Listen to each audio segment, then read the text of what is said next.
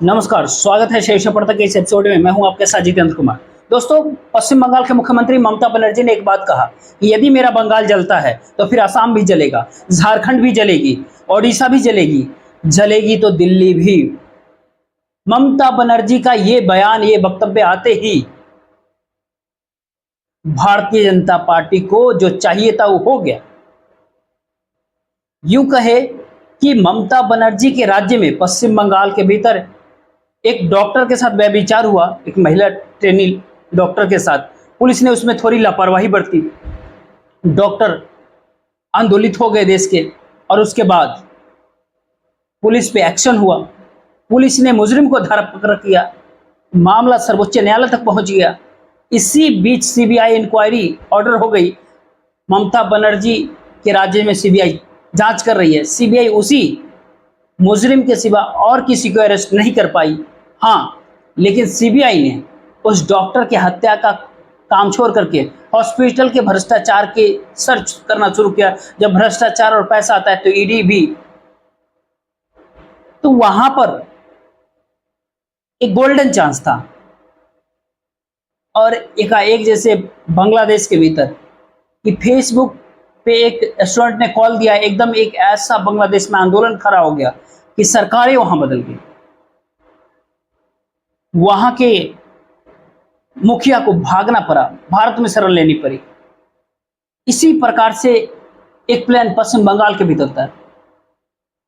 बंगाल में फेसबुक पे 3 दोस्त ऐसे ही कॉल करते हैं, कॉल देते हैं, और उस कॉल को और जागरूक करने के लिए भारतीय जनता पार्टी और संघ का लोग लगते हैं। ऐसा आरोप लगाया जाता है अलग अलग जिलों से, हावड़ा हो, हुगली हो, यहाँ से लोग इकट्ठा किए जाते हैं। और इन तीनों में से 2 तो भारतीय जनता पार्टी से समर्थन रखता है, एक कहता है कि मैं संघ से हूं, उसमें क्या दिक्कत है। और ये लोग ममता बनर्जी का इस्तीफा मांगते हैं। जब हाईकोर्ट हाईकोर्ट कहता है कि हम इंटरटेन नहीं करेंगे इसको, इस तरह का मामला, राज्यपाल कहते हैं कि इन लड़कों को आप कुछ नहीं करेंगे। जब वो मंत्रालय घेरने के लिए आती है तो पुलिस एक्शन लेती है, लाठीचार्ज होता है, दंगे भड़कते हैं। उसके बाद पश्चिम बंगाल बंद का आह्वान कर दिया जाता है, और फिर पश्चिम बंगाल फिर हिंसा में आ जाता है। राज्यपाल वहां के राष्ट्रपति जी से मिलते हैं, राज्यपाल भाषण देते हैं। लगातार इस बात की आशंका जताई जाती है कि राष्ट्रपति शासन पश्चिम बंगाल में लागू करना है। इसी बीच महामहिम राष्ट्रपति का एक वक्तव्य आता है।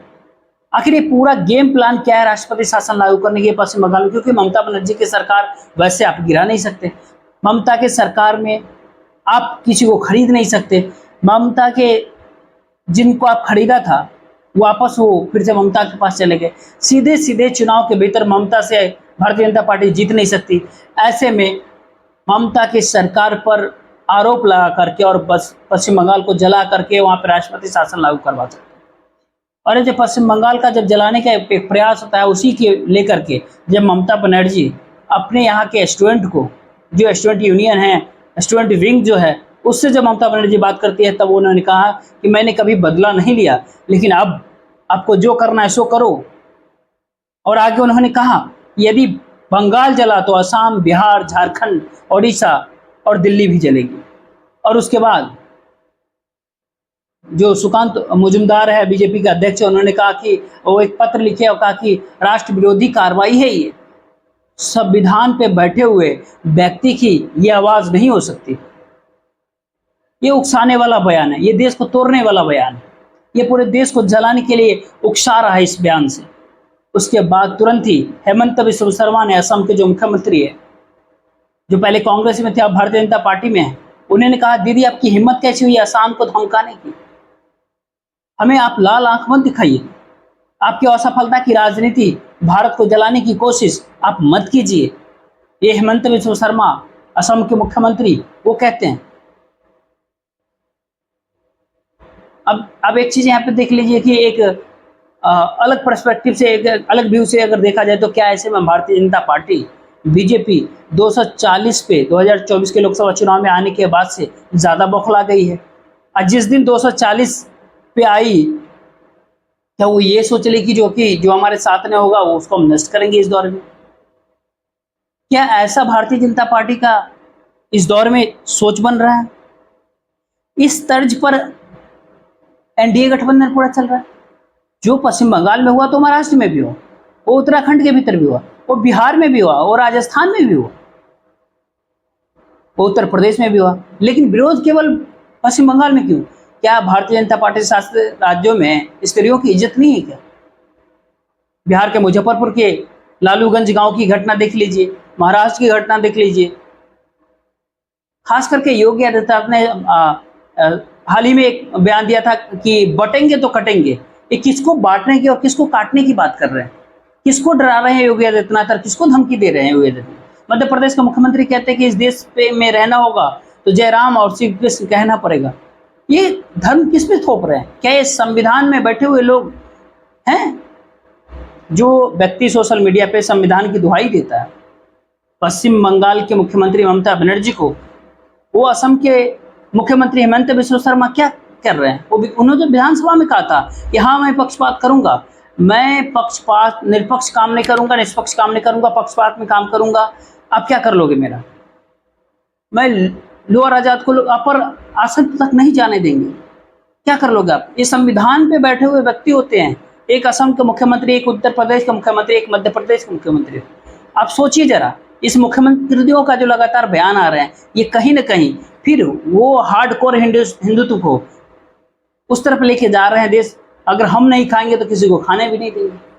आखिर ये स्थिति अगर ये देश के भीतर होने जा रही है तो क्या ऐसे में इससे और पश्चिम बंगाल के भीतर जो अभी जो कुछ भी हो रहा है, इससे कोई संकेत, कोई इंडिकेशन आंध्र प्रदेश और बिहार लेगा? क्योंकि आंध्र प्रदेश और बिहार को भी ऐसा ही जला करके वहां पर भी राष्ट्रपति शासन लागू किया जा सकता है, कराया जा सकता है। और उसके बाद राष्ट्रपति जी ने स्वयं 3-4 पेज की एक चिट्ठी लिख करके पहली बार कोई राष्ट्रपति, आखिर राष्ट्रपति महोदय द्रौपदी मुर्मू जी को काफी बुरा लगा पश्चिम बंगाल की घटना से, और राष्ट्रपति जी 3 पेज के लेटर लिख देते हैं। हालांकि वो आदिवासी समाज की महिला संघर्षशील महिला, स्त्रियों के लिए इज्जत है उनके मन में, लेकिन जो कुछ बंगाल में हुआ उसके लिए यदि वो विचलित हैं तो व्यथा भी ठीक है। लेकिन अगर मणिपुर के लिए क्यों नहीं था वो? फिर वो बिहार है, फिर यूपी में 2 लड़कियां पेड़ से टंगी हुई रहती है अधनग्न अवस्था में, कृष्ण जन्माष्टमी के दिन उसको सुबह 100 मिलती है। एक लड़की दिल्ली से देहरादून जाती है, भर रात उसके साथ व्यभिचार होता है। ऐसा देहरादून में कई किस्से हैं, देहरादून के अंदर, राजस्थान में कई किस्से हैं, और मणिपुर के भीतर इतना बड़ा 1.5 साल से चल रहा है।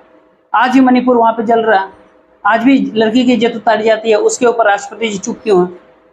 बिहार के मुजफ्फरपुर लालू छपरा गांव के भीतर इस घटना पे राष्ट्रपति द्रौपदी मुर्मू ने उन्होंने कुछ नहीं कहा तब। अब हाई कोर्ट की ओर अगर देखिएगा तो महाराष्ट्र का हाई कोर्ट बंद करने की भी परमिशन नहीं देता। यदि विपक्ष ने बंद किया तो कहा नहीं, बंद करना असंवैधानिक है, और कोलकाता हाई कोर्ट कहता है कि आप बंद की बात हमारे साथ आप आइए ही नहीं, ये पिटीशन एक्सेप्ट ही नहीं आपका किया जाएगा।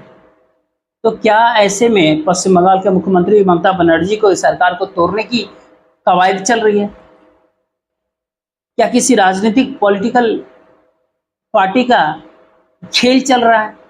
क्यों सर्वोच्च न्यायालय को कहना पड़ता है कि हाई कोर्ट बेल देते समय ऐसे कैसे कोई भेदभाव कर सकता है कि कविता एक पढ़ी लिखी है, उच्च घर की है, पैसे वाली होती है, इसलिए उसे जमानत नहीं मिल सकती? ये भेदभाव कहाँ? ये क्यों सर्वोच्च न्यायालय को हाई कोर्ट को लताड़ना पड़ता है? सर्वोच्च न्यायालय हाई कोर्ट को क्यों लताड़ता है? हमारे सर्वोच्च न्यायालय मतलब तमाम तरह की चीजें, राज्यपाल की भूमिका देख लीजिए, राज्यपाल क्यों बार बार किस अधिकार से कहता है कि ये जो छात्रों का मार्च है इसको पुलिस इस पर कुछ नहीं करे? राज्यपाल किस हैसियत से इस तरह के एडमिनिस्ट्रेशन को ऑर्डर देती है? राज्यपाल बार बार कहते हैं कि राइट टाइम है वहां पे राष्ट्रपति शासन लगाने का पश्चिम बंगाल के भीतर। क्या राष्ट्रपति शासन लगाना है या पश्चिम बंगाल में टीएमसी को तोड़ना है?